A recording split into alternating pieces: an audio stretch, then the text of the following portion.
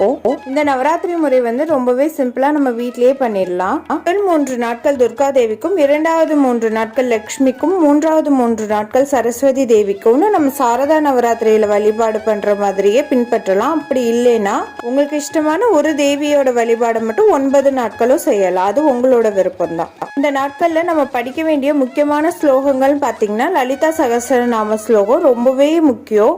உங்களுக்கு படிக்க கொஞ்சம் கஷ்டமா இருக்குன்னா டிவிலயோ இல்லை மொபைல்லையோ போட்டுட்டு நீங்க பூஜைகள் செய்யலாம். நவராத்திரினாலே ஈவினிங்ல செய்யறது ரொம்ப நல்லது. அப்படி உங்களால ஈவினிங் முடியலன்னா மார்னிங்லேயே பண்ணுங்க. நெய்வேத்தியமா உங்களோட விருப்பம் தான். ஒரு கல்கண்டு வச்சா கூட போதும். பூஜை எப்போதும் போலதான் பூஜை அறையை சுத்தம் செஞ்சுட்டு அன்னைக்குரிய தேவியோட படத்தையோ அல்லது சிலையையோ எடுத்து பூக்களால அலங்காரம் பண்ணிட்டு இந்த சொன்ன நெய்வேத்தியத்தை வச்சு நீங்க அந்த லலிதா சகஸ்ரநாமம் இல்லை உங்களுக்கு என்ன ஸ்லோகம் தெரியுதோ அந்த ஸ்லோகத்தை சொல்லி வழிபாடை செஞ்சிடலாம்.